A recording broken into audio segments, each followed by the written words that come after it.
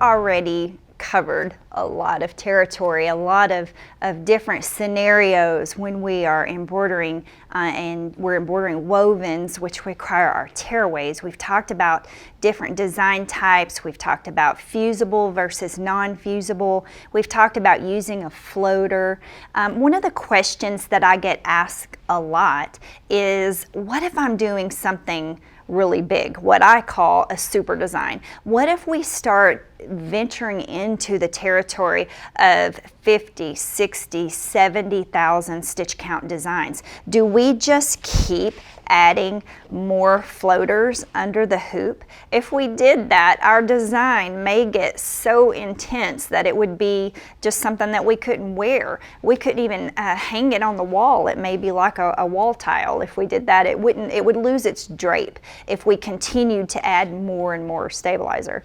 Most likely, however, as the design gets more intense, it gets more stitching, more stitches, it's probably gaining real estate as well. It's probably going out of the 4x4 area. Most likely, if you're doing a 50, 60,000 stitch count design, you're already going on into your bigger frames, your 5x7s, your 8x8s, your larger hoop sizes. So that's good. So think on this line, 10,000 stitches in a 4x4 area, and then when you go on into a 5x7, that should be, most likely you're going to go on into a 15 to 20,000 stitch count design. You're still okay with one floater, but let's talk about really large. Let's talk about super intense embroidery.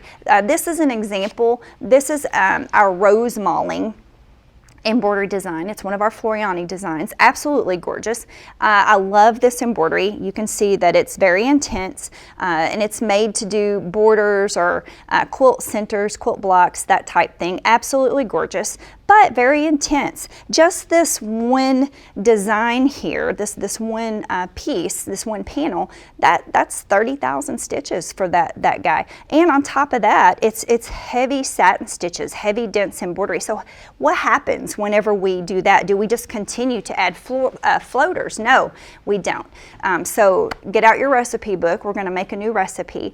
I want to give you the ingredient list for heavy, dense, or large embroidery on your wovens. And I love to show a great sample. This piece right here, this is one of the larger designs from Rose Mauling, and absolutely beautiful, as you can see. Again, heavy dense embroidery, large satin stitches. I wanted to show you two pieces here, and I'm going to get this on the close-up, but I'm also showing you on the big camera so you can see. Do you know this is the same design, same fabric, same threads, same machine? Everything's the same except one special ingredient, which changed the design a ½ inch. What I mean by that is our Dreamweave Ultra.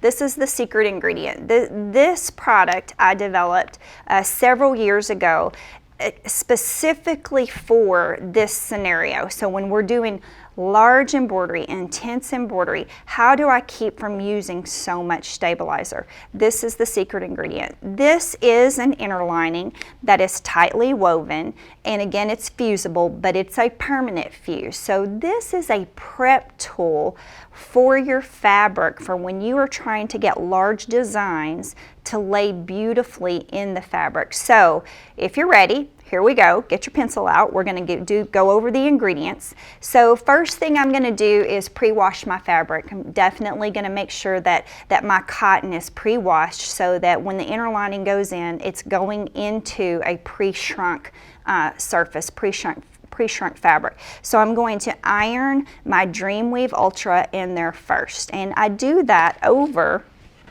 the entire piece, the entire quilt block, the entire whatever it is that needs that extra support. Now I want to really drive home one fact. Dreamweave Ultra is not a stabilizer.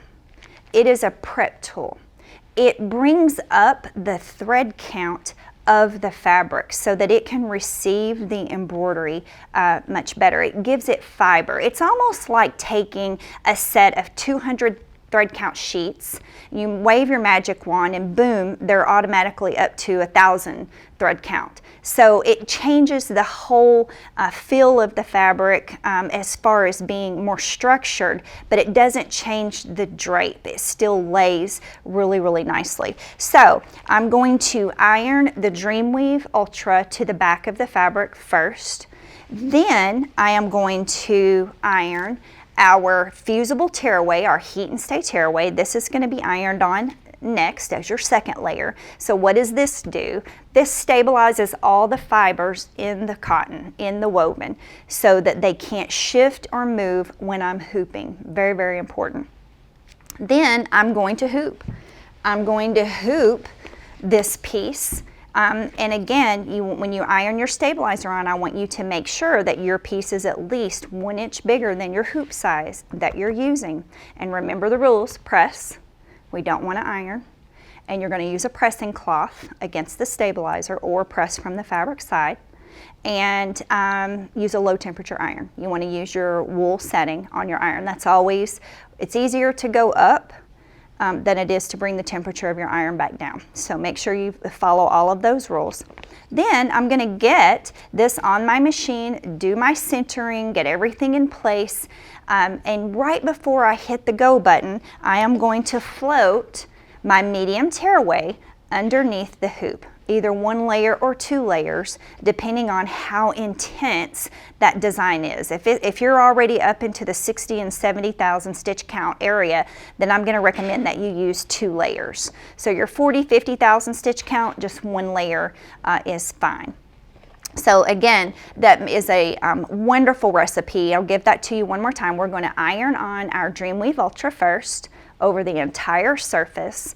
Then we're going to use our heat and stay tearaway, and then we're going to float 1 or 2 layers of our medium tearaway. This is beautiful for all of your large, intense embroidery. Remember that Dreamweave Ultra gets all of your fabric counts up so that it can receive the embroidery. It also keeps fabric in check. If you're trying to embroider on a plaid, or you are embroidering over some points, or the fabric is on the bias, or the area is on the bias, if you've got just a difficult situation where the fabric is not behaving, maybe it's raveling, maybe the needle is not playing well with that fabric and you can't find the right combination, this will cure it. This is it's really like magic. It will really remedy a lot of the issues that we have with heavy embroidery or intense embroidery. And again, it lets the fabric maintain its drape. So add this to your stash and put that in your recipe book. I think you'll be really, really happy with that. So we've covered a lot of tearaways. In the next segment, we're going to talk about tearaways again, but we're going to go to how to use sticky versions of the tearaway. So that will be a very important segment, so stay tuned.